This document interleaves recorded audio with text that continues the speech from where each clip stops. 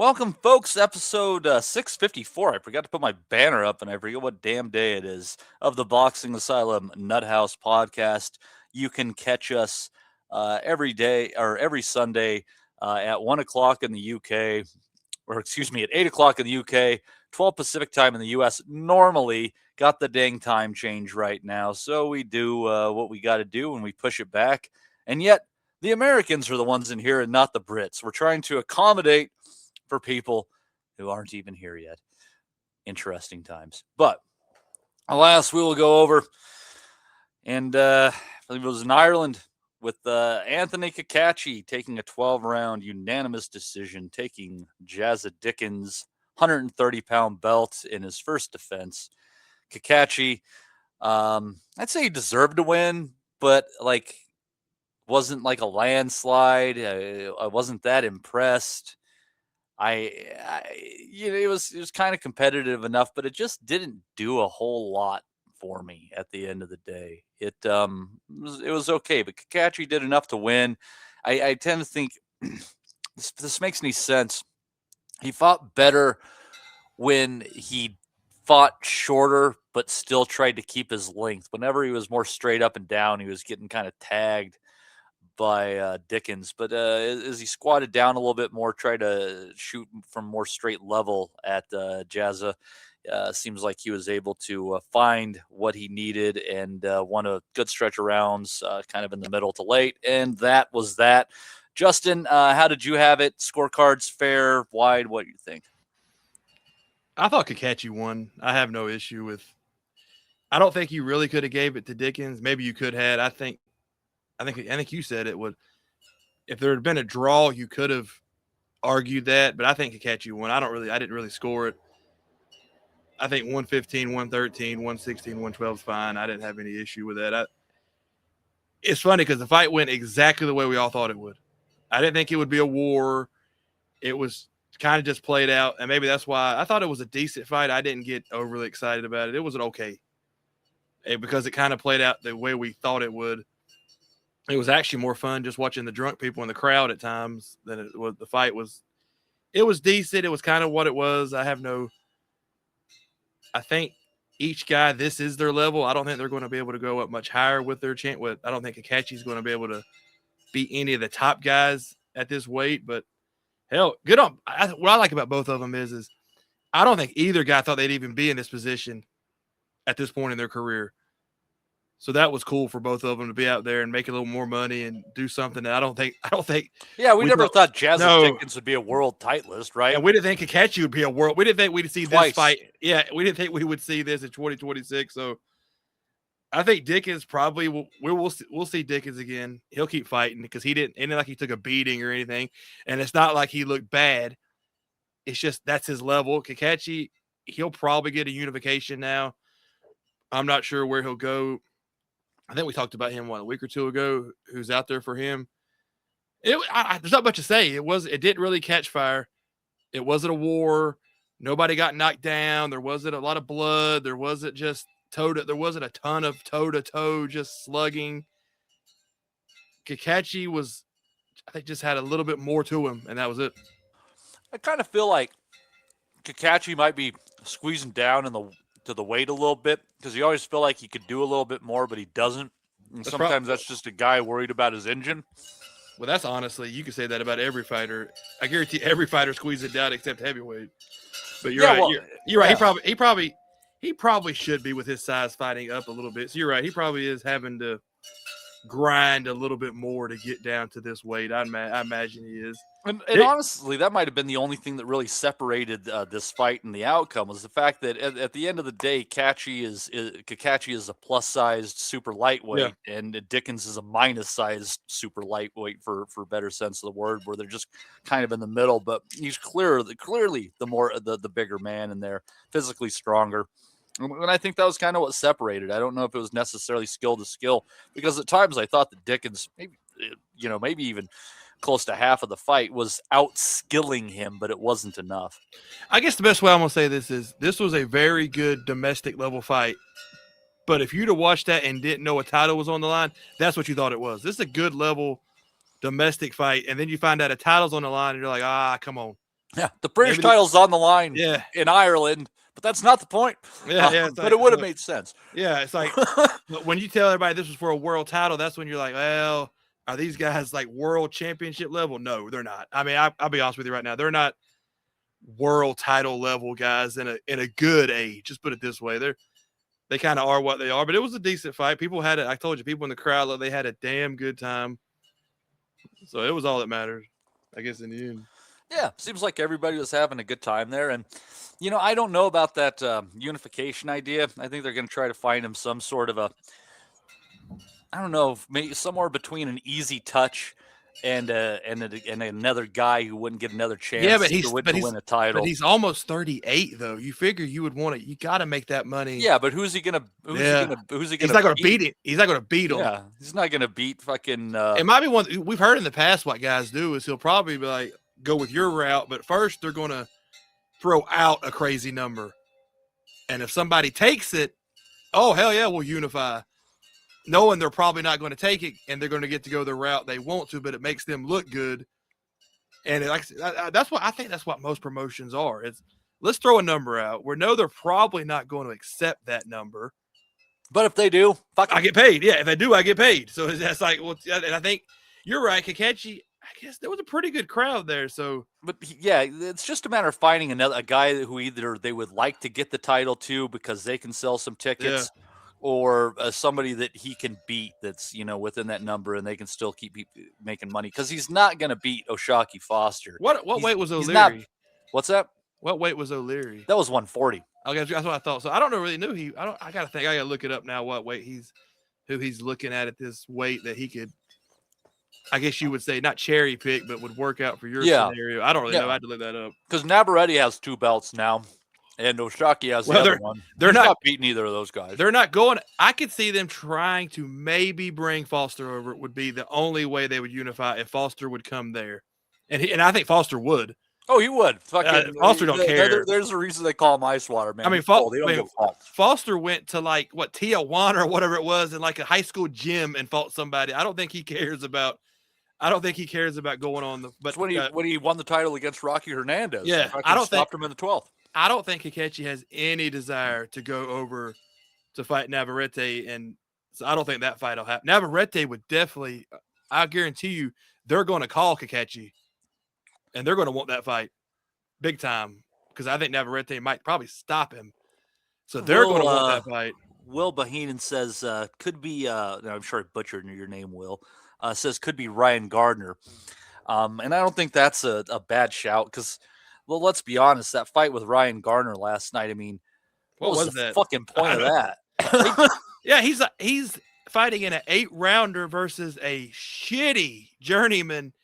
That made not even like a guy with a sturdy chin who's going to give you rounds, or even like that, or even like a former world champion that had like 10 or 12 losses that you could kind of like. Well, this guy was at least the European champion, so we're going to bring him over. It was just some random dude that he beat down. If he gets a title shot off of that, that would be sad. But on the other hand, I think he's right. That would work in your scenario. That would be a guy they would sell some tickets. Cacace should beat him. I don't know. I just don't think they're going to go Navarrete, and Foster is going to have to travel. I don't see that happening. So you're right. Probably going to be some kind of domestic or some random dude we've never heard of. Just the way that they used to do with like Warrington and shit, just in Wood, just try to keep the title with them, and if not, give it to another Brit, kind of shit. Well, not another Brit in this case, but you know what I mean. Someone under their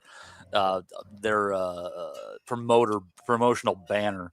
That fight, I don't know what to fucking tell you people about that one. It was a pointless waste of time, and we should all be ashamed. Well, it wasn't the most pointless fight on the card, but it was the second most. We all know what the most pointless was. What was that, Gary Cully? No, well, yeah, but also it was the big heavyweight versus the fat sack of shit that he fought. Oh yeah, the debuting cat. What the hell is his name? Olanayan? Adam Olanayan. Yeah, and he beat Jan Bazuska. Jan, who was 2-2 prior to the night, and that was just. I know. Jeez. I get the debut thing. I get it. I Homeboy understand weighed that. 301 pounds. But you're bringing in, at least make the guy look like it's somebody that, hey, you know, he beat that guy in his debut, but the guy looked like a boxer. I think we make fun of this all the time. They really did go and just drag somebody off the street that had a record of any kind, and they brought him in there because I know you're looking for a good debut KO. You got him on TV. We get all that, but for God's sakes, put somebody in there that makes the win look. Or don't put it on TV. That was embarrassing. That guy should not.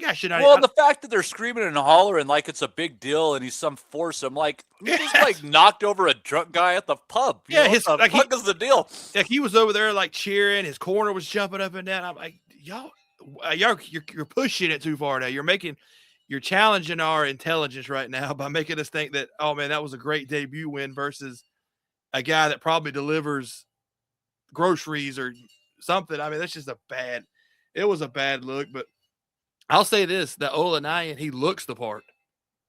I mean, he's got the size. He looks the part. Looks like Andy Ruiz's European cousin. Oh yeah, the guy. Yeah.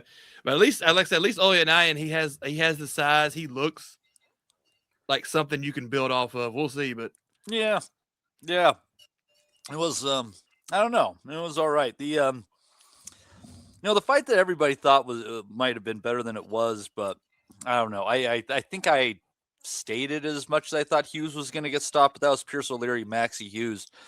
140 pounds is just too much for Maxie, and he's a skilled enough guy that I think if he had fought in just like survival mode and not tried to land anything in there, he might have been able to get the distance or close to against O'Leary.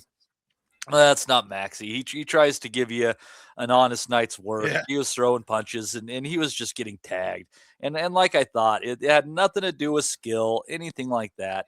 He was just fighting a guy who was just substantially bigger and stronger than him, and probably is not ending his career at 140 pounds either, whereas Maxie, 135 was probably his limit. But sadly, not much to talk about in this one either, Justin. It was just a whitewash. It was not as bad as the Zepeda fight, but by any stretch. But the corner showed him mercy and realizing, like, Maxie lad, it ain't going your way tonight, kid. Well, I mean, this is exactly how it was going to have to happen. We saw the beating he took versus Zepeda. We saw, like you just said, you knew he's a hard, tough bastard that is not going to sit back and try to go the rounds. He's way above his weight. He's a last-minute replacement. I mean, there was like he's on the road. Every single thing was against him. And what happened last night, exactly what was supposed to happen. That would have been, I don't see any way he'd have pulled that because he doesn't have the power. Like the only way Maxie Hughes would have had a shot in that fight is if he had big time power. He doesn't have that. So he had nothing going for him in that fight. It was a high level sparring session and you were just hoping he didn't get hurt. And that's all it was. O'Leary was just getting the rounds in. They getting a name on there, getting him out on St. Patrick's Day. It worked out exactly the way that those usually do. And Hughes probably took a lot more shots at this point of his life that he needs to be taken, but he can't help himself because that's just who he is. He's always fought like a guy. He's always fought like a guy who has great power, and he doesn't have that kind of power. He's always kind of had that at times where he has this style that he just doesn't have that kind of ability. Yeah, where he'll sit down on him. Yeah. He can't. He's not sitting down on anything. Like there's nothing. Nothing there. But O'Leary, I'll give O'Leary this. He did what he had to do. He can't knock him for it. It just doesn't like show us anything, right? Like, no, this was a good learning. I guess a learning fight. It was. He got to try some stuff out. He got to fight in front of a whole lot of people on a big card. Take the event in. Yeah, that matters too. They wrote it up exactly what they want to happen, and that's how it happened. Was the perfect scenario for them, and it worked out. It could not have worked. The only way it would have worked out better if he'd have flatlined him. That's the only thing that could have been better. And I would have hated for it to go that way too. Like that would have been a shame for it to have ended like that because there's some people who are just kind of like dickheads, and they're there for the paycheck, and they've never really done the fans right at the end of the day. And those guys, some of them, yeah, go ahead and like mop the floor with them or whatever. But again, Maxie Hughes, classy guy, never rips off the fans. Been on the wrong end of it multiple times. And that was a good he corner. deserved better than getting flatlined. Yeah, and that was a good corner though. Mm-hmm. They knew. Hey, he's not going to stop. We have to end it for him because he's not going to let this in until he gets flatline. And I think O'Leary would have stopped him in the ring. I think he would have stopped him eventually coming. There was a lot left. And I think the corner, we have a good corner that was like, you know what? He's done. We're not going to let this go, because he would have been put on his ass if they had not have stopped it. Yeah, it was just sometimes you can see like if you watch the sport long enough, and anybody who's listening to this has watched the sport long enough, I'm assuming to understand what I'm saying, because probably too long. Because you're hardcores, obviously, if you're willing to sit in here with us on a Sunday and have for years. But like when somebody gets punched by someone that like has like a big snapping shot, and they might be level in weight, give or take, it's different. Like you're like in a standing position. They catch you at the fucking point of your chin. The nerves just go poop on you from your chin down to your feet, and you get dropped like a fucking sack of potatoes. In cases like this, Pierce O'Leary's not a puncher like that. He's not big, huge, snappy. He was just physically much bigger than Maxie. So instead of that shot just, sending Maxie down to the ground, he doesn't know what happens. Instead of that, since he's bigger, it just moves him across the ring. Like that's what was going on last night. It was a bigger man moving a dude across the ring, and he just did not have the feet to make him look foolish enough to get out of the fight. But hey, Maxie, I mean, you've always given it good. That Cambosa's fight was still one of the crappier robberies in recent memory. You're a G, dude. Hold your head high. But let's see here. If you want robbery, when people bitch every day about robberies, go back and watch that fight if you really want to see what a robbery is. Yeah, that was a robbery. That was a robbery. Yeah. In a fight that wasn't a robbery, going to a split decision, John O'Carroll showing he still has plenty left in the tank. Split decision over Cole Murphy. I thought I guess the split was okay. The cards were a little weird. One of them was, I think there was two that were 116, 112, but they were going either direction.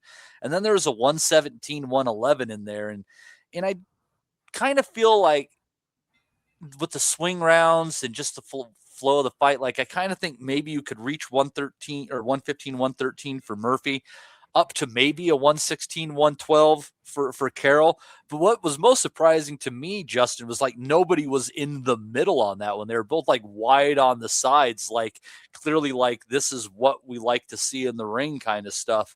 And that middle ground to showing like how close it was on one piece of paper just wasn't there.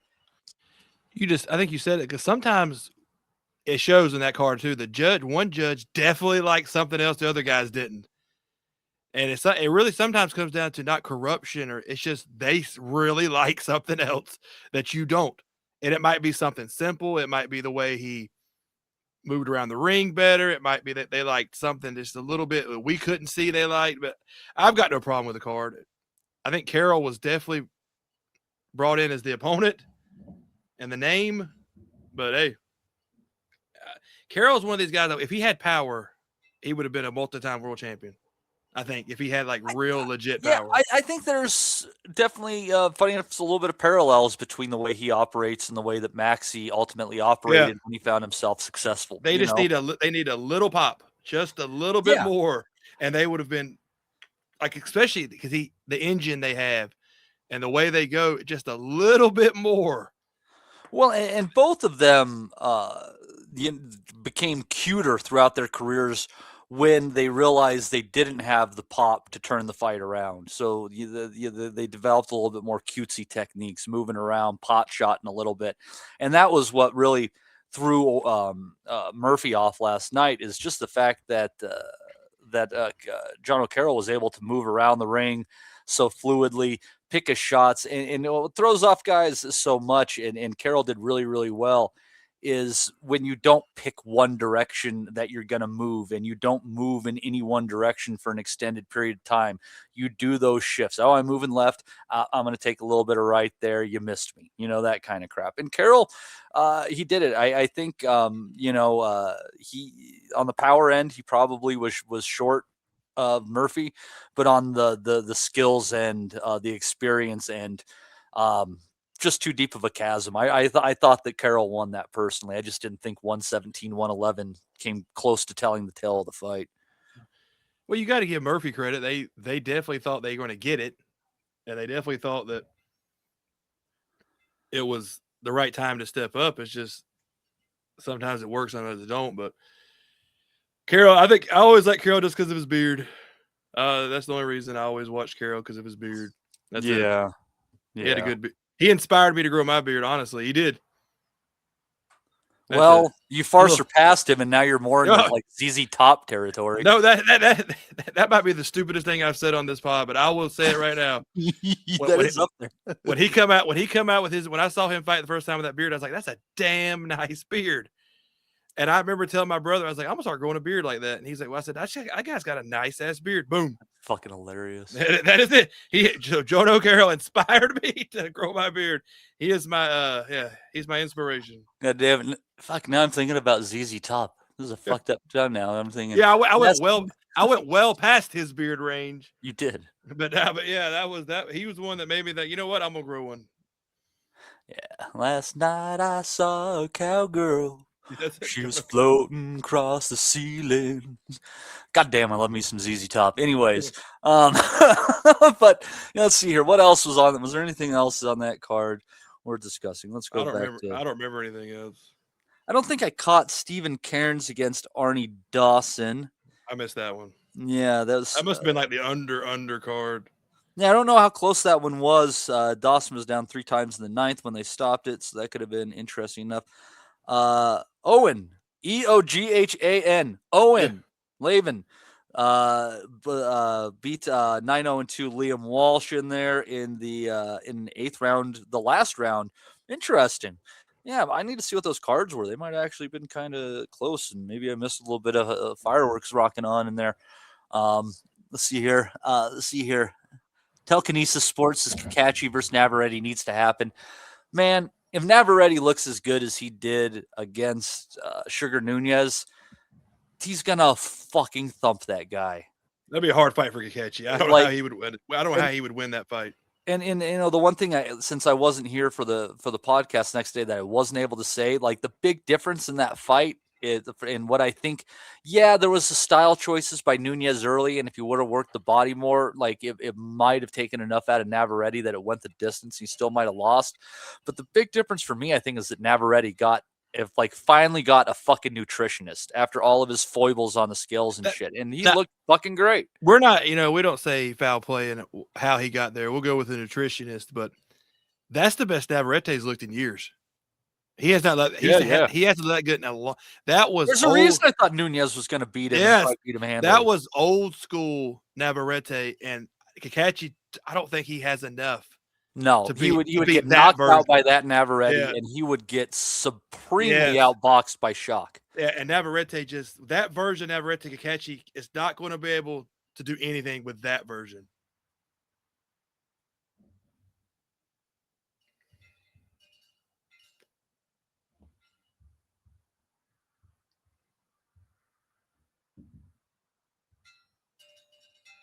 Are you on mute? Oh, yes, I was. Our man Jimmy Happy asked him, "What's next for ZZ Top?" Well, their bass player died a couple years ago. Their bass tech replaced him, and they're still doing their thing. ZZ Top fact: my dad has met them 7 times. He was their. That makes perfect sense. He was a bouncer he was like security there 3 of their concerts, and I have 2 guitar picks from them because Dad used to do a tour, and they would come and do concerts for his setup he used to do. And so he got to stand there and just like guard people. He used to had to wear, they gave him a little jacket to wear and shit. Yeah. That's ridiculous, dude. That's It's very, ridiculous. very ridiculous. Anyhow, after the fucking podcast, I'm gonna have to pick your brain about that even more. Right. That's fucking crazy. Pick away. Dad, he was a security guard at about 15 or 20 different bands. He didn't know half of them, but he knew ZZ Top obviously, but he didn't know half the bands that showed up. He was just there. Was your dad like just a good old boy who like knew a bunch of redneck music and shit? I remember this. I don't know if anybody knows the band Bush. Fuck yeah. Well, 16 Stone was one of the greatest albums of the 90s, man. Dad called me the next day and he said, "Do you know a band named Bush?" I said, "Yeah, Razor Blade Suitcase." I said, "I remember that. That's when I was growing up. That was like my time." And he was like, "Well, their drummer's like 350 pounds." And then he said, that was the conversation. He said, "Well, their drummer's like 350 pounds and had no shirt on." And they said, "I'll call you later." That was it. I guess the drummer for Bush let himself go apparently. But anyway, there you go. Yeah. Apparently, he's been eating more than Bush. Yes. But so move over to stateside, over to California, as far away as you can get in the contiguous United States, away from that was in Dublin, wasn't it? Yeah, I think that card was in Dublin. This was not in Dublin. This was in Anaheim. Headlined by Arnold Barboza Jr. and Kenneth Sims Jr. in a battle of the Hunyas. And I told you motherfuckers last week, for whoever listened, that Barboza was the pick here. When he was, I think he was more than 3-2 at the time. By the time the fight happened, he was down to 5-4 plus 125 for the U.S. audiences.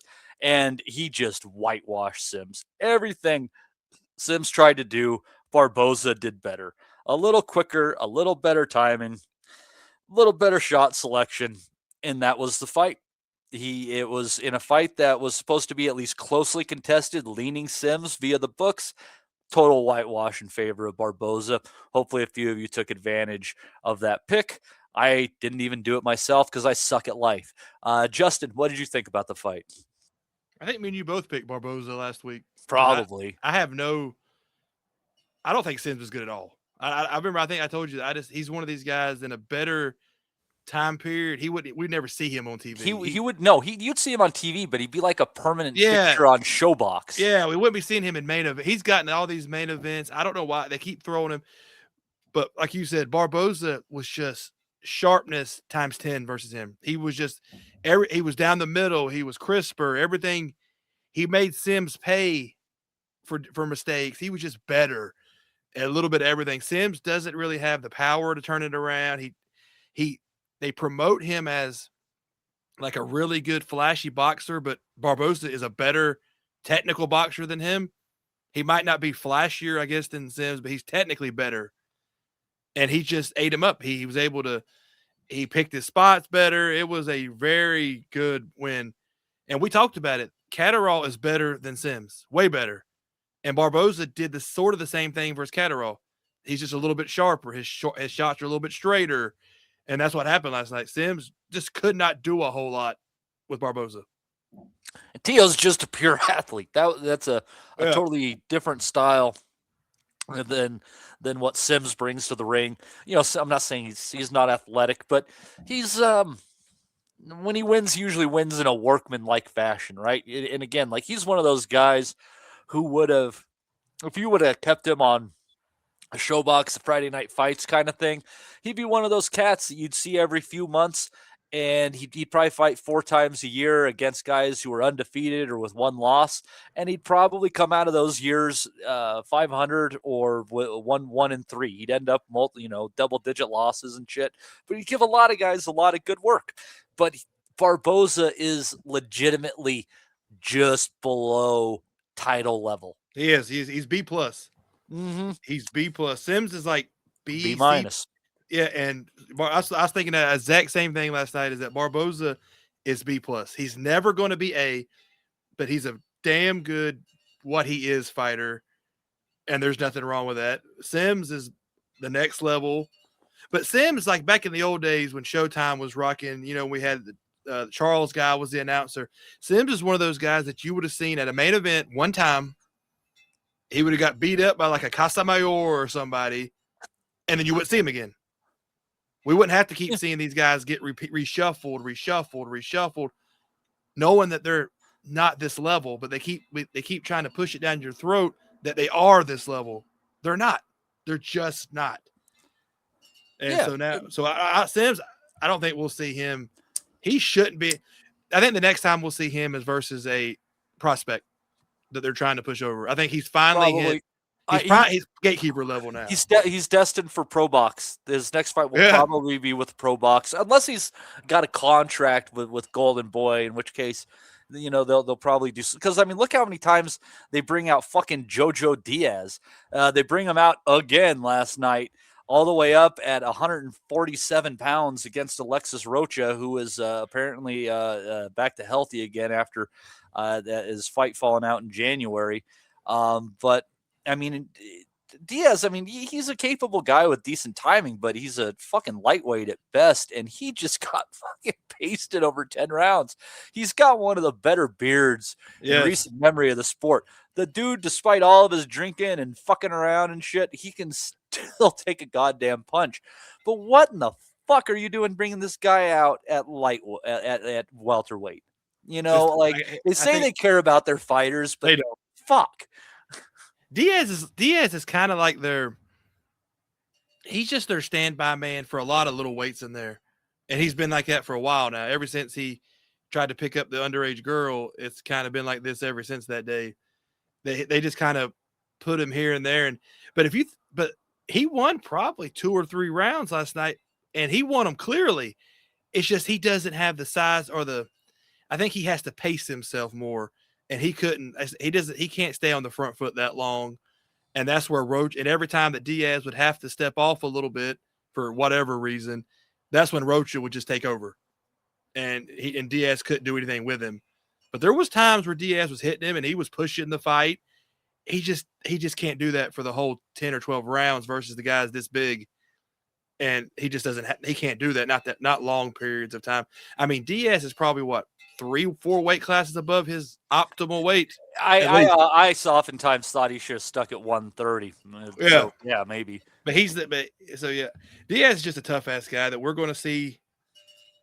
He's not going to go away. Him and Kenneth Sims should fight next. Yeah. You want to a fight that's good undercard filler that might be a good style match? I mean, we're always, up for good style matches. Yeah. Good fights are good fights. I think Sims against Jojo Diaz is a legitimate fight. But it makes Sims come down to like 144 or something for it. I mean, for this fucking good God, Diaz can't keep going up. But you know what? I would not be stunned if we don't see him at like 147, 154 because I think they're just going to keep putting him because he's going to sign. His career definitely has not ended up where they thought it was. Because you remember we were talking about people were thinking different weight world champion. They're thinking him and Mikey Garcia at one point. But they didn't realize that Diaz is decent. He's not A-level, and that he has a lot of shit going on in his personal life, obviously. And he doesn't have power. That always hurt him. He just doesn't have enough power. Because even when he was beating guys convincingly, they were always like hard fights. Because he just didn't have enough to put a guy away, and the guy could hang with him. But like I said, if he hadn't done that stupid thing, underage crap, he probably would have. They probably wouldn't let him get his ass beat. But we need to get Yimmy Yappy's dad on here because apparently he met Floyd Mayweather at Stonehenge. Maybe Yimmy's dad and your dad need to hang out. Yeah. tell stories about the road. Also on that card, we had another title defense by Oscar Collazo, beating Jesus Haro, who came in at 13-3, and Haro ended up quitting between rounds of 6 and 7. He had his moments. He's a quick little son of a bitch. I was surprised. I was surprised he quit because he was. I'm not saying he was winning, but it's not like he was getting the shit beat out of him when he quit. When they stopped it. He was getting hit. But maybe they realized, hey, and that's a good corner. Maybe he said something. They saw something, and they were like, you know what? This is not going to end well. But when they pulled it, I was a little surprised because he was holding his own. I think something to pay attention with Collazo, and you have to watch down the line. But I think he's even though we obviously rate him as a puncher in these lower weight classes with what he does, I think he's a better puncher than we might even know, because this is 2 of the 3 last fights where a guy seemed to be having a little bit of success with him. And nonetheless, they're like, right around this time too, like, I think I'm done here. I think he's probably Jason, remember? Yeah, I mean, Jason was doing well, and then he's just like, fuck this. I think his corner might have even pulled him. I think he's a thumper. I think his shots hurt. Well, when you're 105 pounds, you're not going to be concussed. That's what I think. I think that's what it is. He's an accumulated guy. I think they hurt, and then after like 5 or 6 rounds, they'll be like, man, this shit hurts. You just don't want to keep taking it, even though he's not like knocking you out hard. It's just too much. It's like getting hit with a sledgehammer slowly over a long period of time. Eventually, you're like, fuck, I don't want to keep taking that shit. That shit hurts. And I think that's what happened last night. His corner probably realized our man is not going to be able to take this much longer. Let's save a little. I mean, I guess you could say, I always say this. This is me being dirty. I would never quit in my corner. I would tell my corner, let me go out and I'll just pretend I'll take a shot and just go down and fake I got hurt. And then I'll look good. Don't pull me out. Maybe let me save some face, roll around on the ropes. Oh God, I'm hurt. That's the way to do it. Fake it. Don't let the corner pull you out or take a knee and quit. Just pretend the shot really hurt you and lay on your stomach like, oh, he knocked me out. It's not a bad idea. Think about it. Would we be talking about you as a quitter if you just went down and couldn't get up? No, just like, hey, just took one too many. Yeah, that's what I'm saying. But you're always going to remember it as a guy who didn't want anymore. Just fake it. Just pretend the shit hurt and don't get up. That's the kind of strategy I'd be teaching my guys. Hey, exactly. If worst case scenario, shit hits the fan, just do what all the women have done with Tommy throughout history and fake it. Yeah, just go down. But shit, I can't. Or fake a knee injury. Oh shit, tore my knee. Anything. I mean, I'm telling you, it would look a whole lot better on you. Like Dubois. If Dubois had just laid on his back instead of going his knee in a couple of fights, he quit. You wouldn't say a word. Oh, he just got hurt. Shit happened. Yeah, I'm telling you.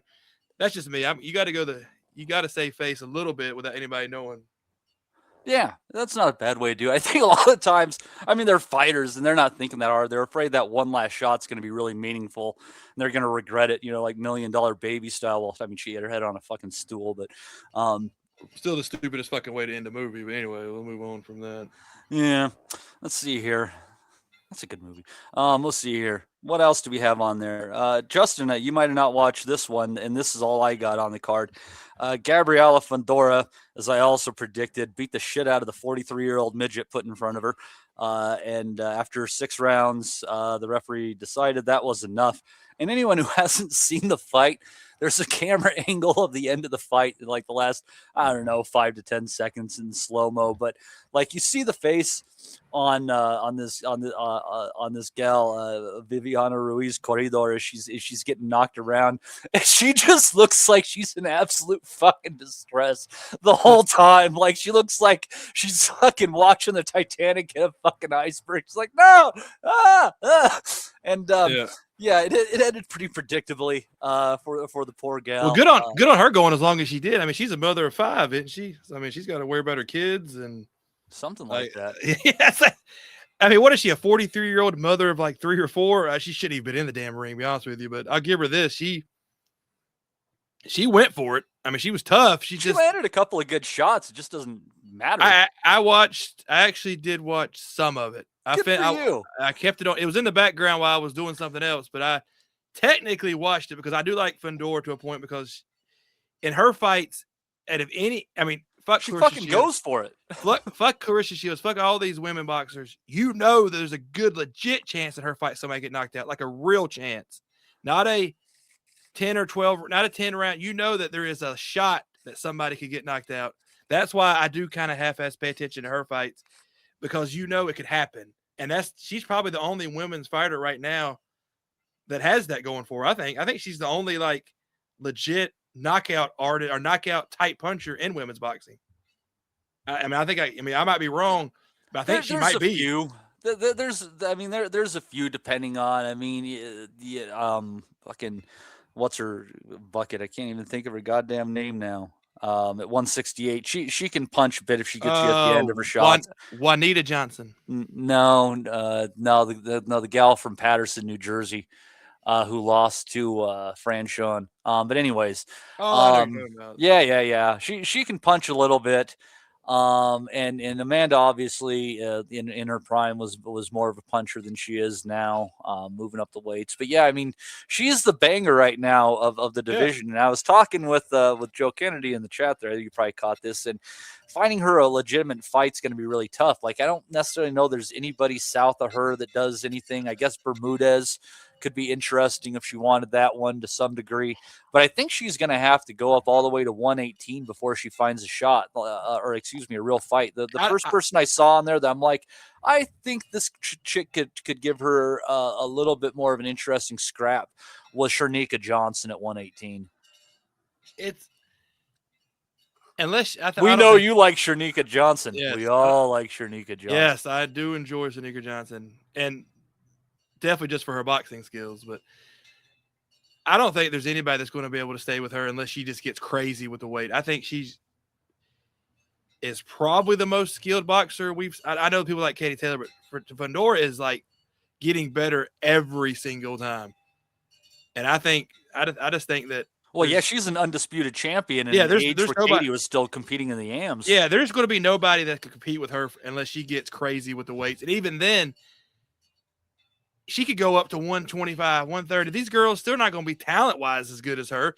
They might be bigger, but I don't think that's going to matter in women's boxing because they still can't punch. Yeah, it's going to be tough. Well, it's tough for those tall people and seeing how they fill out if they become better punchers or not when they move up, and that's like frightening. The idea she could actually be a better puncher.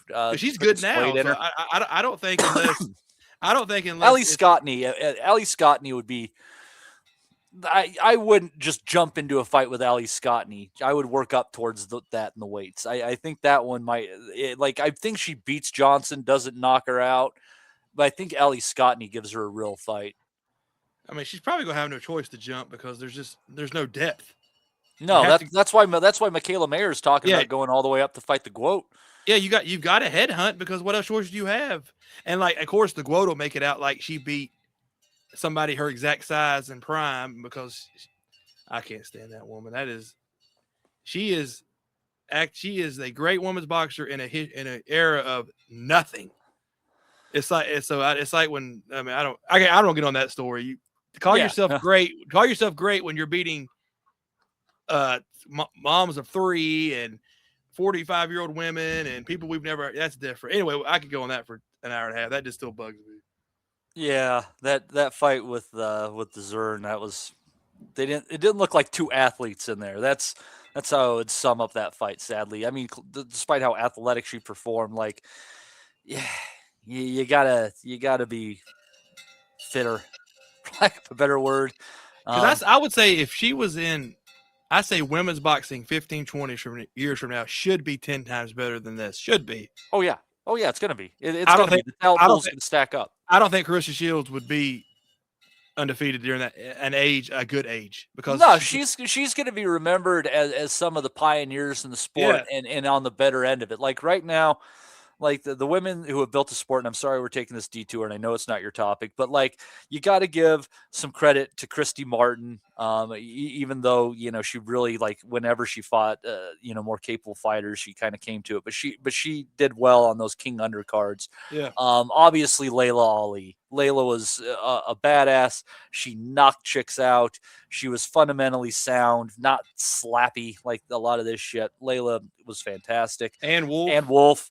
Yep. That knockout over what's her name? Vonda Shepard, I think was her name. That's eternally going to be one of the best knockouts in boxing. I mean, she just. I'm surprised. I'm surprised that we haven't seen Ann Wolf training anybody, because she was a pretty good trainer.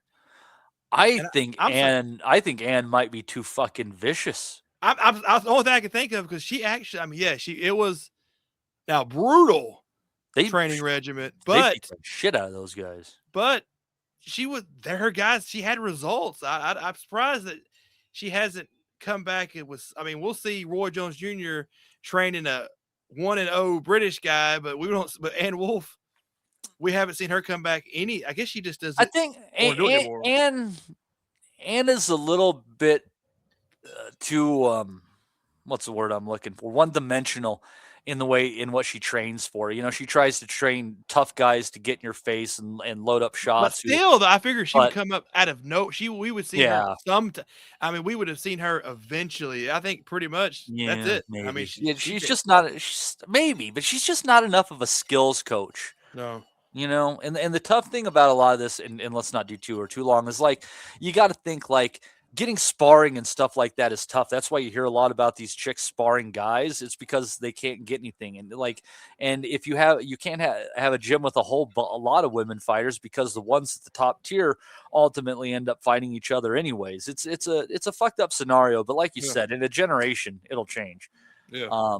But let's see here. The fight I didn't see on there, and I wish I had because I want to keep an eye on this kid, is Yoel Iriarte took out Rock Dodler Myrtle. What a name that is. What'd you think about that one? I want to keep an eye on him. I think Iriarte might be something.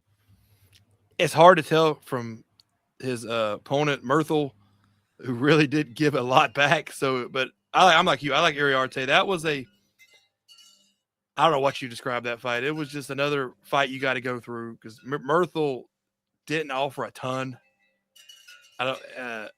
He wasn't. I don't think he was.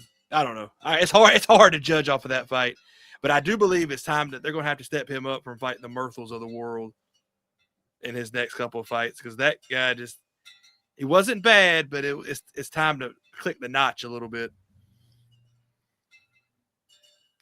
That was his the 10th fight of his career. Yeah. So, it's a good fight for the 10th fight. I guess we'll put it that way. Yeah, dude was 17-2-1 going into it. Yeah. So yeah, definitely a padded 17-2-1 record. It happens. It certainly happens. Yeah, and that was all I think worth mentioning on that one, unless you saw something else that you think is worth touching on. I don't see anything else. You saw nothing else worth touching on. All right. And unfortunately for Justin, he is still the only thing he has not watched so far. Actually, I'm in the 8th round of it right now. I've been watching it while we're talking. Oh, right on. Well, you just keep on watching, and I'm going to talk about this, and you should know what goes on by the time I'm done. But Najee Lopez and Manuel Gallegos on a Pro Box card engaged in what is probably the fight of the year up until this point.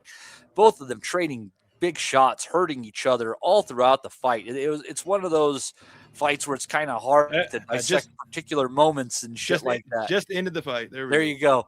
And just so many good shots landed by both guys, making little adjustments to land big stuff. And it wasn't necessarily a huge lot of skill on display. These guys were just hammering it home. 7th round, Lopez was just going to town on Gallegos, and Gallegos snuck one in on him, which sunk Lopez to a knee, first knockdown. The rest of that round was a really good one. Could be a contender for round of the year. And then in the 8th round, Lopez found a few shots, and he was able to hurt Gallegos bad. Gallegos basically hurt for the entire round, got pushed back into a corner and just worked over. That was the end of it in this light heavyweight contest. But Najee Lopez moves on undefeated. Manuel Gallegos moves on to other fights as well, because although both guys are going to need a break after that one. Please don't get them moving in too fast. No one's gonna miss seeing these cats in the ring again. They're worth your time for sure. If absolute entertainment. Anyone who hasn't caught it, you don't need to go through a paywall. You don't have to deal with stupid fucking streaming shit and ads coming up in your way and stuff. Right there on YouTube. And YouTube's delivered again. YouTube's even cut the main event for you. So all you gotta do is just click on it. Yeah. What do you think now that you got through with it? What the hell? That was a hell of a fight. That was probably the best Pro Box fight I've seen, or top 2 or 3 at least. That was Lopez. You got to give Lopez this. His eye was fucked for a long time. He got cut in like headbutt in like the 2nd or the 3rd round. And we've seen Gallegos before. He's been in a couple of fights like this. This is kind of how he fights anyway. This is kind of his style. So the referee had no choice to stop that one because Lopez, it was about 10 or 12 unanswered right to his face. Yeah, and as he slumped down into that corner anyways, I don't know that Gallegos was getting up. He was in pretty rough shape over there. It was a rough, bruising fight. That's going to take a little bit off your career for both guys because your eye got cut. The cut, not just the cut, but Lopez took a ton of shots. He went down in that fight, twice? I think twice. Yeah, so he went down. That was a war. But once again, like you said, free and good matchmaking. This is not rocket science boxing. It's not hard to have good matchmaking and not have to charge anybody for it. You just have to want to do it. Simple as that. You just have to want to do it. And if they keep kicking out stuff like this, consistently, they deliver fairly good cards more often than not. I mean, sometimes fights are stinkers. What the fuck are you going to do? It's going to be Zuffa box sooner or later. But if they can keep doing this, I mean, at some point in time, like they're doing this with the, on the different free streaming channels between YouTube, Fubo, and some other stuff. But it'll get to a point where they could probably offer some sort of a premium package, and give you a couple of better cards. I'm telling you, if they get away from this model, it's done. Well, we'll see. We'll see. Every time anybody gets away from the model they're doing now, somebody's going to come in, start backing on money on the end. We're going to see. I tell you, I get what you're saying, and that would be great. But me and you both know if ProBox gets better and keeps getting better, Zuffa, whoever the hell it is, somebody's going to come in and buy them out. Polly and them will sell. They will. They'll probably tell Polly, hey, we'll let you do some announcing for us. They're going to sell it out. I wish they would just keep it the way it is. But me and you both know this run with ProBox is not going to last a whole hell of a lot longer before either they get bought or it just completely gets changed for some reason. So we just need to enjoy it now because it will not be like this in a few years. I don't know. I don't know how much money they could be making or losing based on what they do. Like I have honestly no clue. Like how much they can't be paying that much though. I wouldn't think can't be paying them much. No, I don't think so. But I mean, you still got to think like all of those purses, personnel, and shit like that. Like you got to be talking into the six figures. Yeah. They usually keep in the same base for most of it. I think when they do go to Mexico, they don't travel. They just use the people down in Mexico and they just get the feed. Yeah. They've been moving around a bit more though, because this one was in California. So I think they save money on that because they're like, I think they're probably cutting costs with the promoters of like, hey, you put on the show and we're going to show it. I think they've been doing that a little bit recently on some cards. Is hey, we'll kind of cut all this together. Mm-hmm. We're going to show it. We're going to cover it. But you're going to have to cover like these expenses. And I think that does save them a lot of money. But we just know how boxing is. It's just not going to last. I don't know what's going to happen. I mean, I just don't know, but something will come up, good or bad. But this little formula won't last. It just won't. If they won't, I'll tell you what, and again, we're taking a side street here. If I'm among the people who want to compete with Turkey and Dana and Turkey and DAZN and everything that they're doing, what I would do if I was Gary Jonas is I would go to the guys at PBC and I would say, what I want us to do is bring some of your prospect guys into our model and we'll continue doing shows as we do at these costs. But what we'll do is we'll try to funnel them into your events so we can try to do this talent building that's not happening because of the lack of dates and feed them into your system. And they work out some deal how Gary Jonas will be able to profit properly on that. Maybe he gets a chunk of PBC or something like that. But what they're missing is the prospect building kind of show. They're missing Showbox. Yeah, and ProBox has built that perfectly. And they're missing Tuesday night and Friday night fights. They're missing those type shows where you went into it knowing they could be good, they could be bad, but I'm going to see a prospect, so I have the expectation of what I'm going to watch. And we liked it. I mean, look at it was, and every once in a while they would throw you get a title fight in there, Randy. Yeah, they throw you a bone. Oh, who's fighting for an IBF title on Tuesday night fights? And they would throw you a little something. They should do that. We know what they should do. If they all started working together a little bit more, Zuffa would get destroyed. They could not compete if they wanted to. But ego and the fact that, well, I'm always got this slice of pizza this size. You're not going to give me a smaller piece. That's ego too. It's like, well, I have to get this. Well, that's the problem. You have to be able to take your pride and suck it up and say, hey, I'll take a little less money if we work together so we can all make this happen and we'll get it back eventually. But no. And like I said, ProBox, I would say what's going to happen is the ProBox is they're going to get bought. Somebody will come in that thinks, hey, like you just said, maybe they'll have the idea that you had. I'm going to use ProBox as my. Yeah, if somebody could pay $7 million to Jesse Vargas for whatever the fuck he did, like how much does it cost to fucking buy all of the ProBox? Fucking, it could, because you're right. If I was like Top Rank or I was Eddie or anybody, at least get in with ProBox and say, hey, I'm not trying to take over. I like the way y'all run things here, but I want to be a partner. I want to be a part of it. And like you just said, use my fighters. Here's some of my guys. Could you take each week and you have 2 or 3 of my guys come out and be a part of it? And that would be, God, that'd be beneficial for everybody, but they're just not going to do that. They've shown they're not going to do that.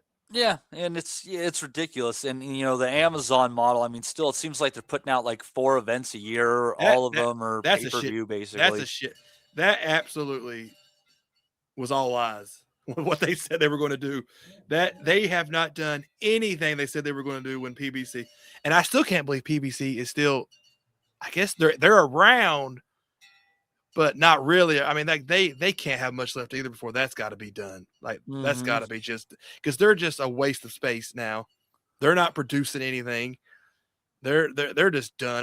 They're another company that we said was going to end one day. It lasted a long time, but we knew it was going to go down. It has. They're never coming back. They're never going to get a second wind and all of a sudden get going again.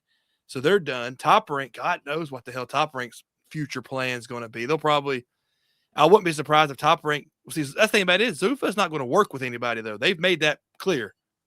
We're taking you. We're not working with you.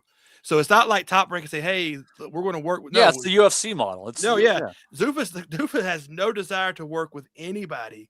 So Top Rank's only choice is to work with Hearn or Warren or just try to find another network or you know what? Pack it up. Sell out to Zuffa and get rid of Top Rank forever. There's not a ton of options left for them. It's either work with somebody or quit. They don't have a lot of choices right now. So, and I do believe when Bob Arum officially dies, I mean, the man looks like he's been dead for a while now. But when he officially dies, I think we'll see the end of Top Rank. I think they'll sell it off. They're struggling so much right now. Like MVP got a deal to show their female fighters before fucking Top Rank. I think it's probably one of those deals. They don't want to sell it while he's alive and let him see his company get sold because, I mean, the man can't have much time left. And when he's gone, it's sad, but Top Rank is done. I think once he dies, they will sell off Zuffa, DAZN. Somebody will come in and buy, pick the bones and buy the little things off of them, and then they're done. That's the end of them. It's the end of an era. It's a fucking turning of the fucking page. HBO started it. Showtime went with them. Top Rank's coming next, and then that's it. And it all traces back to spending way too much money on fighter purses. And Zuffa's going to do the exact opposite. They're going to overcorrect. And it's all a matter of what exists in the middle that can survive, because paying people that much money is obviously not a platform. I kind of like this. I don't mind the Zuffa thing that they're correcting the purses a little bit, but like you just said, they're going from 100 to 0. I mean, they're like you said, they're going extreme far the other way because purses are too high. They are. I mean, they just are. Tyson Fury, these people getting $30-40 million for fights is too much. And Zuffa, I get what Zuffa's saying. We're going to get rid of that. We're going to cut that down. And I agree with that. But boxers signing for them better be prepared. They better hope there's other boxing companies out there, because I'm telling you, you're going to get tired one day of getting hit in the face and getting paid 50 times less than what other guys do. That's not going to last. Yeah, it's not. And we'll see where it ends. Like I said, there's going to be a few good fights along the way, but I think boxing's going to kind of be a bit in the dumper for the next year. Just my thought, but we'll see. the good stuff coming up. Enjoy it. Yeah, because this is a transition period. I don't care what anybody says; they can go shove it up their ass. Boxing. When people say this, I get mad to a point. Boxing's not dead. It's never going to die. It's just there's going to be bad, good. Right now, we're like you just said, we're hitting a bad transition phase because we're going through a power struggle right now that we haven't seen in a long time. That could get bad. It could get good. We don't know. But let's just play it out. And like I said, it's not going to die. It's just, we're going to see it in a different animal if Zuffa gets all the power, which they'll never get all the power. It's just not going to happen. Boxers are too fickle. They're too all out there to think that Zuffa, the arrogance of them to think that they can control boxing and they can control every boxer in boxing is insane. These guys they think a little bit differently. The managers do a little bit different things.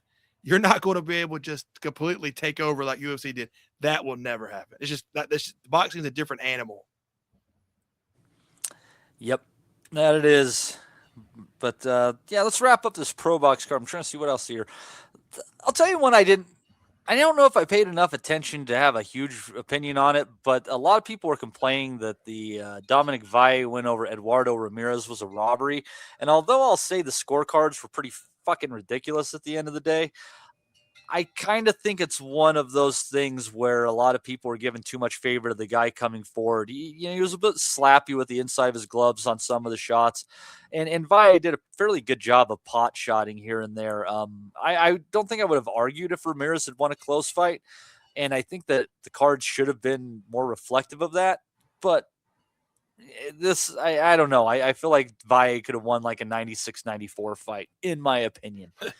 He's another guy he's a Pro Box lifer.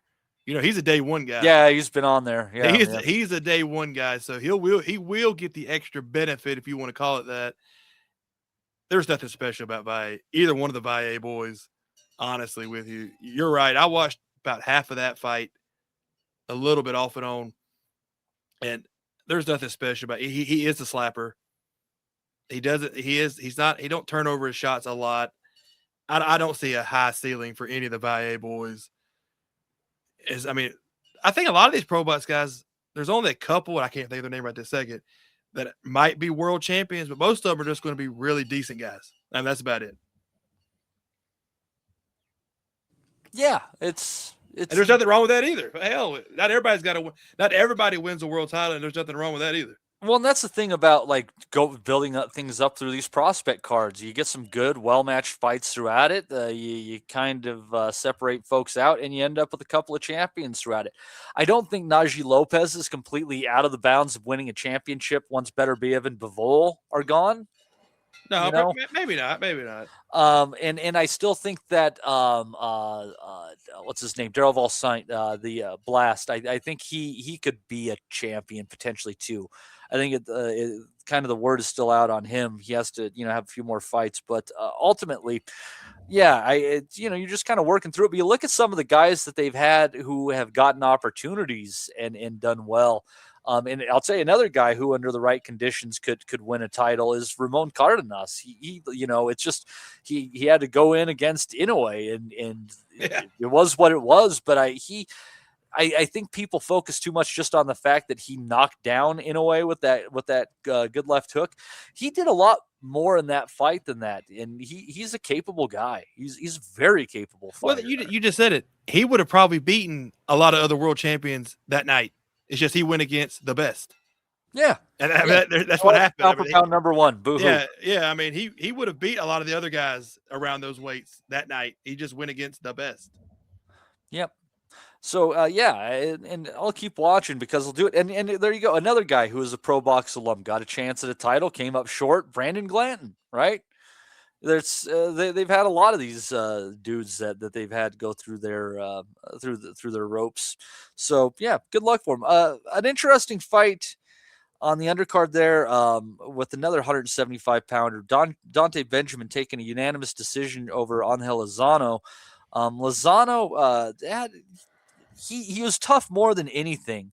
And Benjamin, I don't think he had to get out of first or second gear in that one. And the question for me, speaking of Vi, these two could be a good match down the road. I'm curious what Benjamin has if somebody pushes him, or if he just doesn't have that extra gear to be able to pull something out. I mean, on basic look, on some of the things he does, he could be a really solid fighter, but he's just cruised through these fights a little too easily without having to really show himself. What do you think of the fight?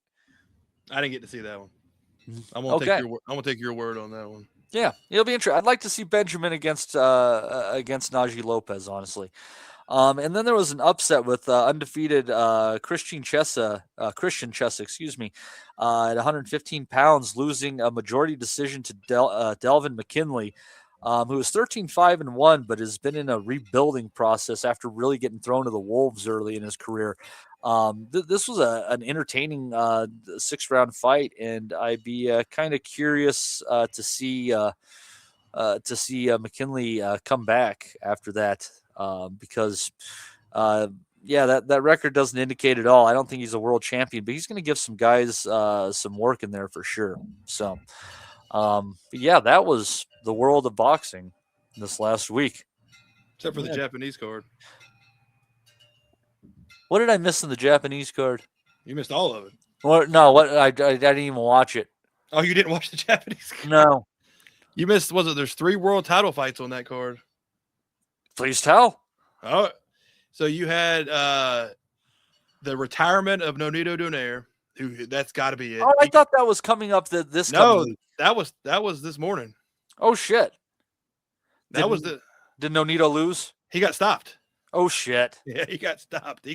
They threw the corner, they threw the towel in like the 8th round, I think it was. He was taking some, he got cut, and then he was taking some pretty big shots, and then he got knocked down, and his corner jumped up with the towel and looked at the referee, and then somebody like sort of grabbed the jacket of the corner man for Donaire, I think it was his wife, and was like, "Stop, don't throw it." And the referee looked at him like, "Are you going to throw it or what?" Donaire got up, looked at him, like put his hand out like, "What? Are you going to throw it or not?" And then the round ended. So they let him go back out, and then they stopped it. I think that the referee let him take like a couple of shots, but that's so sad. No way Donaire should be fighting. The guy he was fighting was not sad. The guy he was fighting was 9-1 with 9 knockouts. But Donaire should have never been fighting anymore. He's not the Filipino Flash anymore. He's well past that. But that has to be it. He got stopped. I mean, he took a lot of shots that he did not need to take. And so that was I wouldn't say sad, but it was like, come on, man, you shouldn't even be in here. And he actually got to walk second. He was like the A on that A fighter. Yeah, they're giving him the respect that his name deserves. They were pushing him, and he just it's done. Then you had Olasquega. He punished his guy. That's another one of those brave corners, because the guy he was fighting was 12-1 with 2 knockouts, and that's not enough to keep Olasquega off of you. And he just kept coming, and finally punished him enough for they had to stop it. The guy's face was so swollen that he had the Frankenstein forehead. Yeah, and swelled over his eyes. Like it was they let him go like that. Everybody involved should have stopped that fight. Referee, everybody should have stopped that before it got that far. Then you had CP Freshmart he fought Awata, and Awata actually looked good and beat Freshmart.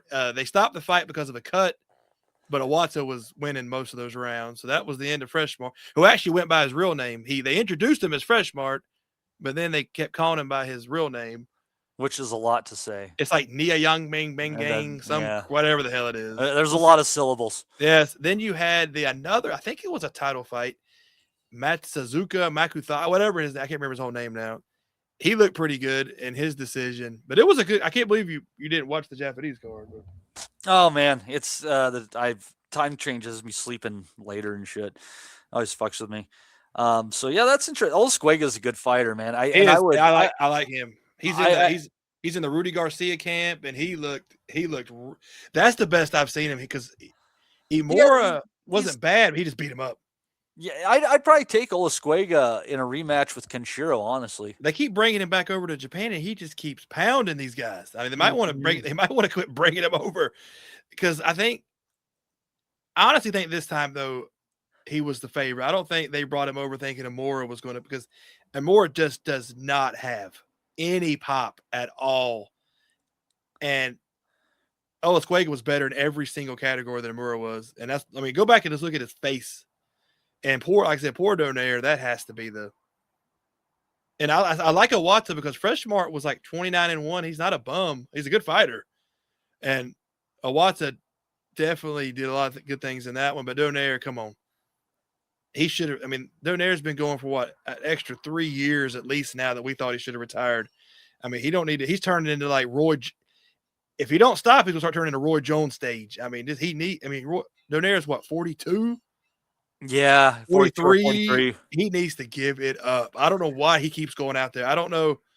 Is there something we don't know? Is there something behind the scenes? There's no reason that a future Hall of Famer, and he will be a Hall of Famer, Donaire. Oh, he's one of the easiest fucking picks. He needs to give it up, because he doesn't. You don't need to pull Roy and lose 3 or 4 fights in a row and then get knocked, because this is it. And having to kill yourself at that age, going against a young guy who was there to make a name, none of that was going to work out. Yeah, that's a shame. He was always one of my favorite fighters, and he'd been competitive even in losing in these higher in these title fights recently. But this is the end. He went one too far. And because this guy can actually punch. You could tell on Donaire's face that this guy was really hitting him. This wasn't like, I don't think this was, yes, the age was involved with Donaire, but this guy I think could legitimately hit, could bang. And that's not what you need to be in when you're 40-some years old versus a young guy that actually can pop. And so, but it was funny. If I'm the referee, once you jump up there with the towel and you start waving it, that's it. You don't have to throw it. He was waving it, and it was just weird that everybody was looking at him, and the referee was like, "Are you sure?" Like, was like pointing at him, like, "You sure you want to do this?" No. Once that shit is in the air, that's it. If I'm a referee, I don't care if you have to throw it technically. Once you start swinging it, that's done. I mean, yeah. So they let Donaire take about 8 or 9 more shots he didn't have to take, when they should have just stopped it right there. Yeah. What are you gonna do? I guess, but that was a pretty decent card. There were 4 decent fights on that card, because Japanese always deliver. It's always decent cards. It never fails. And they fight for fucking honor over there. And they're competitive, and they're usually for some kind of title. And I'll still say this: Japan has the coolest belt. Fuck Zuffa's belt. As anybody go and look at the Japan, like their domestic title belt, it's got like the samurai guys on it. Fuck yeah. It is the coolest belt out there. The Japanese belt is by far. I don't give a shit. The WBC makes that stupid shit they make and all that crap. That is the cool. I would go and get citizenship in Japan just so I could fight for that belt. It is a really cool belt.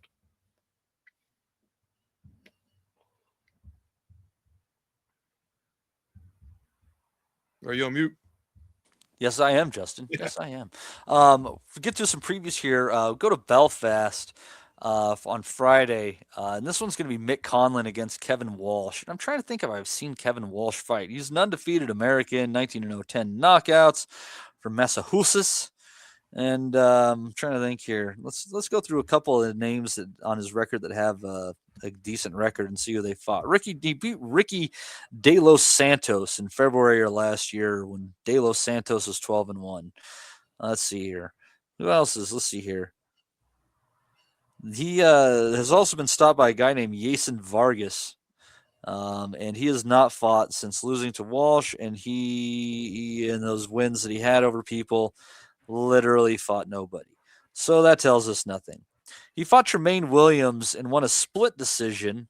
Williams was 20-2 at the time. I swear I know Tremaine Williams off the top of my head a little bit. See here. Yeah, he fought Angelo Leo at one point in time. Yep. And he lost to Elijah Pierce, He's a good fighter. Then he lost to Kevin Walsh. That isn't a bad victory there, honestly. Those aren't bad losses. I mean, they're not the best, but they're not bad losses. Leo's not a bad loss. Elijah Pierce at one time was considered a top prospect. So those aren't bad losses. So yeah, this guy's not going in there with like no real experience against Conlan. His record is a little bit flat. Not going to lie to you there, but the big thing is if he has any power, that's where Conlan has to watch out for. Yeah, he seems like he gets a little bit, but not huge. He's got 10 knockouts. That's why he got picked. Yeah, but Conlan could get knocked out by non-punchers. Yeah, you're right. You're right. I guess that's the issue with Conlan. You really can't. You don't want to put him in versus a savage, but everybody's going to be dangerous unless he goes against like a Najee type guy. Yeah. Yeah, so we'll see. It's at least it's at 126, and Conlan's not kidding himself that he can fight up towards 130. That was ridiculous. On the undercard, undefeated Neil. I think it'll probably be pronounced Neil because it's probably not pronounced Niall. Brown, Niall. I'm trying to think. I've seen this cat before. Is taking on Darren Johnstone, who is 12-1 at super middleweight. Johnstone has one defeat on his record, and that was to Mark Jeffers mid-2024. He has basically beat nobody. He's fought a whole shit ton of journeymen. He's one of those guys who has beaten 3 dudes who have more than 100 losses. So that is what Mr. Johnstone is bringing to the ring. And also Kieran Malloy taking on Xavier Conlan. Malloy undefeated. Conlan is 15-2-1. Let's see here. He has lost to 5-5-1 Nika Bigvava. Well, that's a rough fucking outing. Yeah, that Big Bob is pretty good though. That was his record's deceiving. Yeah. Yeah, he has 5-5 that's a bad loss for a 5-5-1 guy. Yeah, he has a draw with 37-3. Merriton Caraca. They went 10 rounds. At least he has 10-round experience. You can say that about him. And that, I think Malloy will have an easy time with that. And then he fought 15. He lost a decision to 15-0. Balaz Backsky. I'm struggling here, people. I think it's like Balash. I think it's like Balash. Yeah, Balash. That's probably makes it might more sense. I don't know if it's ball ass, but Balash. Yeah, I'll have to go back and see how the announcer. But yeah, that should be a reasonably easy outing for Mr. Malloy. And I apologize for saying Eastern Europe. That's Western Europe. That's from the Netherlands. So we wish Mr. Conlan all the best. I'll watch the Conlan fight. I don't think I'm going to put a lot of effort in the undercard. I don't know. That is a deep prospect undercard. It looks like. I think I'll just watch Conlan. I don't think I'm going to put a lot of effort in the undercard. Yeah. I mean, it's just what it is. We got, and then we're gonna have another Pro Box card. They have an event every weekend this month, and it's going to be featuring comebacking after that draw with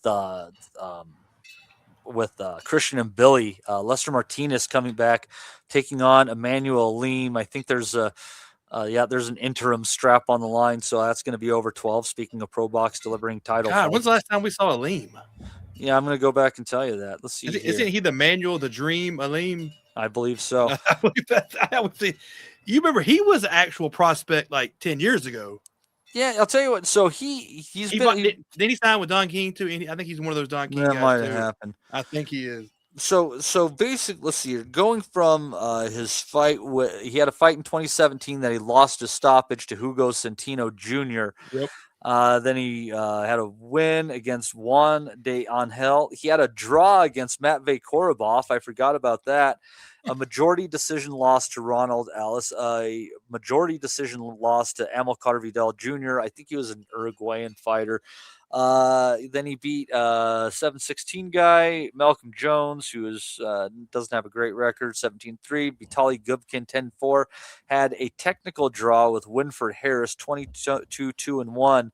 and then had a rematch with Demond Nicholson, who he had a draw with in 2016, and in 2025 he was able to stop Demond in 9 rounds instead. Nicholson.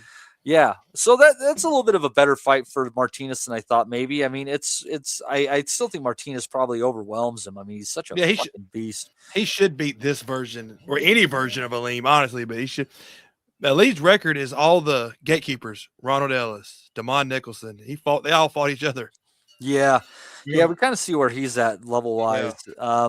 Gonna have undefeated Joshua Kevin Anton against Kedra Tilo Abdikakarov. Yeah, I remember that guy, Abdikakarov. Yeah, Abdikakarov. I remember Yeah. And yeah, he seemed like he gave a little bit of good account. That could be a good one for a prospect. 12-1-2 Anthony Cuba against Jair Valtierra, who's 18. 3-0. It looks like he has a no contest on there. I don't know if that was on him or the other person. So yeah, that's going to be your Pro Box action on Saturday. Always worth it to see Lester Martinez. I think he beat Billy, and the fact that was a 10-round fight was a fucking joke. Still bugs me to this fucking day, but what are you going to do? And then that evening also we're going to have a DAZN card, which I think is actually worth turning into the main event. But Omari Jones is going to be on there too against Christian Gomez. Omari Jones, a real good looking prospect. Jonas Tejas on there. Terramona on there as well, over 8 rounds, probably less. But the main event, Carlos Adames versus Austin Williams.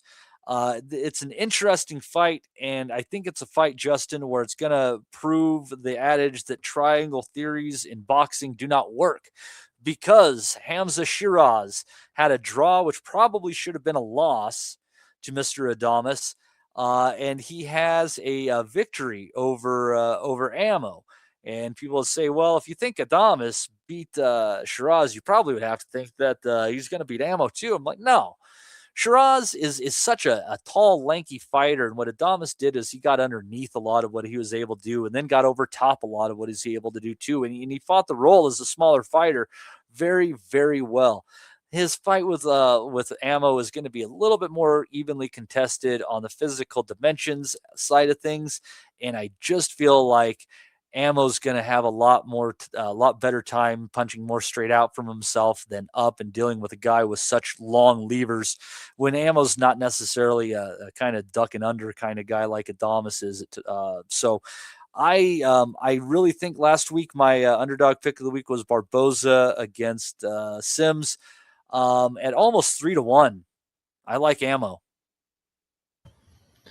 I'm 60-40 Adames on this one. Just because I can dig it. Just because every time Ammo steps up, it's just not there. It's just not there. And this might be his last legit shot. I mean, it really might be. Eddie Hearn has done him a lot of favors and kept getting him out there and getting him out there. Then I think about myself, I've never been impressed with Adames, but he looked really good versus Shiraz. But was that just because Shiraz was dead at the weight? Was it a style Shiraz match? like way better at 168. So was it just like that one night for Adames? Because I don't think Adames is incredible. I don't think Ammo Williams is that great any either. other era he got killed. of the middleweight division, I'm not saying he would have gotten killed, but Carlos Adames is not a champion. All right, let's put it this way. Let's put Adames versus a prime Hopkins at 160, or he would have not even been able to go. I think Adames is decent, but that's it. That's what he has. I just think that I don't really rate Williams that much. I don't think Williams is that great. I mean, put it this way. It might have been last minute.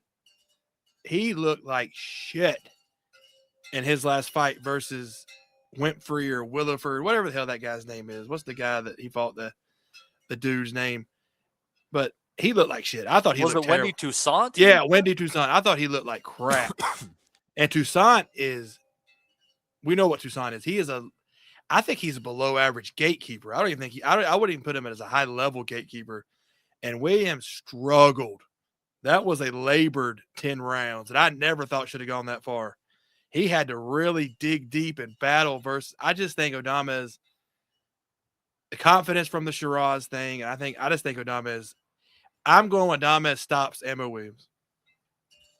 Adames stops Ammo is where Justin's going. That's where I think Ammo wins. I'll give you this about in favor of Mr. Wendy Toussaint. There is the fact that he the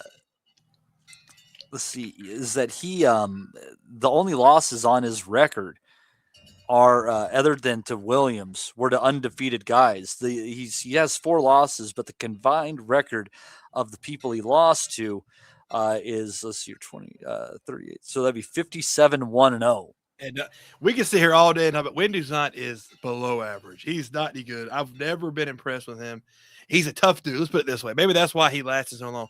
But it just seemed to me that Toussaint wasn't doing anything. He wasn't doing anything. Williams just labored. It's like, I can't explain it.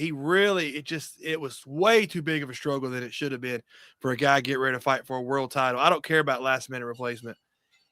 That fight was a struggle. And I've just never been impressed with Emma Williams. I know him and Glanton are on your Mount Rushmore of fighters. And I know you love Emma Williams. They're those fighters where I kind of like what they bring to the ring, and in eras of particularly weak divisions, they could be titleist. Yeah, like an Adames. But I just think Adames beats him. I just think he's better, and I think I just think Adames knocks him out. I don't know why. And I'm also like this. I don't give a shit if I'm wrong or right. I don't care. I still think Emma Williams was a little bitch for when he beat that guy up, when he picked on that little kid in sparring that time. I don't remember that. Yeah, I do remember that. I remember bitches. I remember bitches, and I remember him being a little bitch. So I hope Adames. That's why I'm kind of like, well, it'd be great if Adames did knock him out, but I don't really give a shit either way. I mean, okay. Not much. And Terramana, whatever his name is, he's years. Let's put it this way: that guy he'll be exciting, but he's years away from being legit. Years away. But they shouldn't worry about it.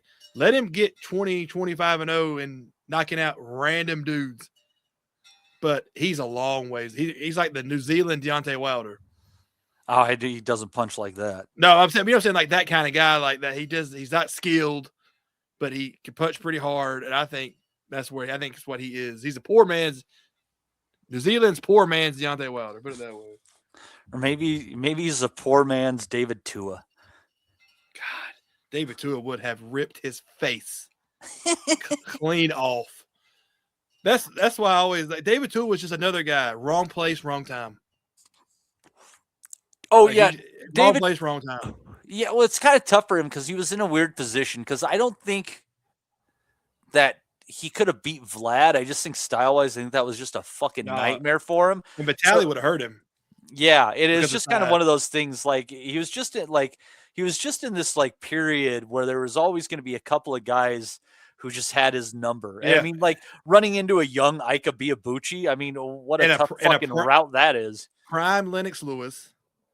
It was just the wrong guys at the wrong time for the Tua man.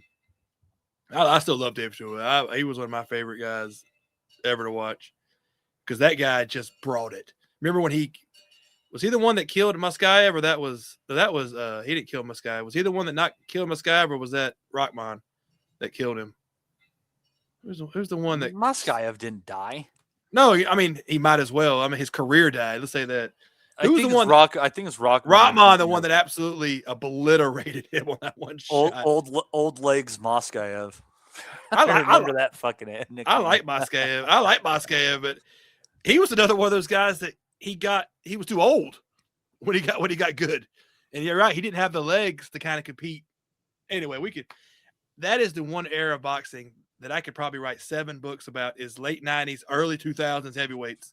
I know extremely too much about that era of heavyweights. That wasn't the best. It was pretty good, but it wasn't the best. But I know way too much. Yeah, nobody should know more than 3 facts about. I could have a 30-minute conversation about Kirk Johnson.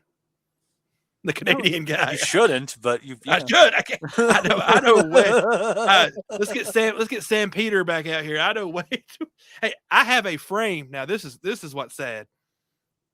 It's an on-site poster of Moscow when he fought Sam Peter, and it's called Tijuana Heat or some shit like that. I got it in my room.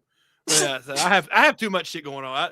I just enjoyed, for better or worse, I just enjoyed that time period of Meat Hands, Cali Meehan, all those freaking guys. Still the great name, Cali. The yeah, Meat but Hands, I mean, God, like at least talk about some of the good guys, No, like Corey Sanders. No, yeah, I can't help it. I always rooted for the random ass guys that were like maybe not A, but they were right. Yeah, like somebody said, yeah, Dominique Gwynn. I have a signed Dominique Gwynn glove. What the fuck is wrong with you? I have no idea what's wrong. It's sad. Let's move on. That's another podcast for the sadness of No, what I own or what I enjoy. Like let me go back and watch these old 2000s heavyweight Ty Fields on Versus. Hi, Big Sky Fields. on fight. Remember he was like fighting on versus like some random guys. I was like, but Monty Barrett. My God, I have seen like 15 Monty Barrett fights. But he's from North Carolina, so that I give him that. Yeah, you get that excuse. God, that fight poster against Value of made me gross just looking at it back to back with that hairy back son of a. That had to be an advantage. That had to be an advantage because you didn't want to lock up. Ugh. You didn't know. Remember the sweat that was like hanging off his back with the hair. God, that was the rough dude. I would have made him shave. I'm like, you know what? If guys got to shave their beards, you got to shave that shit off. he probably fucking smelled like vodka and BO. I'll put it this way. He did more in his boxing career than he ever should have.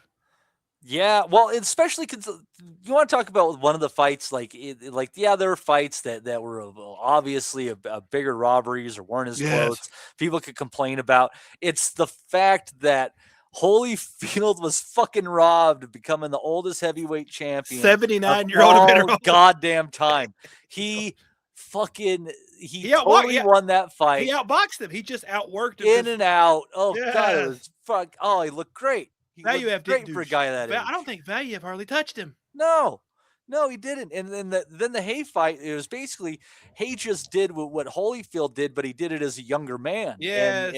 But he was also way more cautious than Holyfield was. Like Holyfield was like fucking getting in there and shit. Like, and Hay was just like standing 8 feet away, like, can't touch me, you slow fuck. I think Holyfield gave Hay the blueprint. Like, oh yeah. You could beat him. We're just gonna tweak it a little bit, and you got this fight easily. Yeah, you're either way away from him or you're right in his chest. Yeah, everywhere else is a bad place. Yeah, because he had like 7-foot-long arms. So you could that's the thing about Valiev. He didn't have great power though. He had, but not like he was just because he had no speed. He'd make Joe Joyce look like Shakur Stevenson. God, could you imagine that fight, Valiev versus Joyce? The speed that would have been the slowest fight in boxing history. I always think about this is sad too. These are not dream fights, by any stretch of the means. These are just fights that I always thought would have been curious because how shitty they would have been. Yeah. So, like, let's put Valiev versus John Ruiz. Ugh. Because John Ruiz, all he did was hold. Could you imagine him holding that hair because all John Ruiz did was hold. John Ruiz would punch and then he would try to grab you. That would have been a nasty, awful fight. Like you just like that. Some of these would have been. Let's put Ty Fields versus Valiev. That would have been a circus type fight. I think he knocks out Ty Fields. Oh yeah, Ty Fields a strong wind. He was trash. He had no chin. Anyway, we'll start doing that. We'll just start doing heavyweights of the early 2000s podcast. A lot of people enjoy that. Justin's peyote corner. This is what I thought about last time I went to the spiritual land. Special guest Kirk Johnson. I know he's not doing anything right now. So we might as well get him.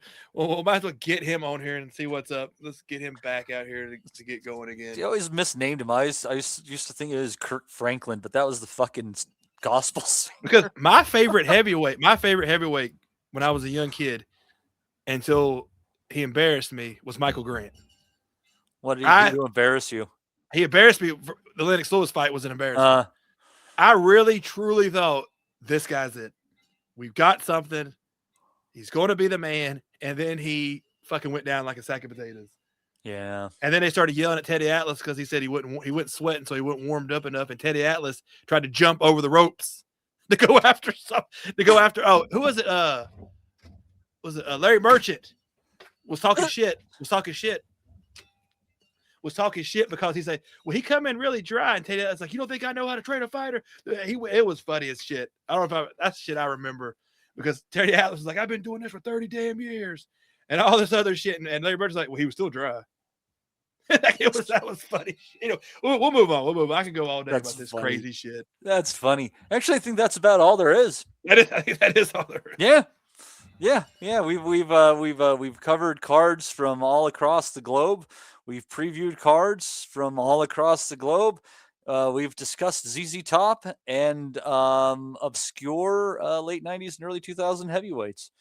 I think that we've done everything we can today. So, yeah, I hope you folks have enjoyed this discussion between Justin and I. Hopefully we get a couple of the boys back next week. But until then, you folks have a good one, and we will be back here next Sunday to talk some Moses Atoma and some Sebastian Fundora against Keith Thurman action. Looking forward to that particular podcast very much, and the one after should be a good one. But you folks have a great week ahead, and we will see you next time.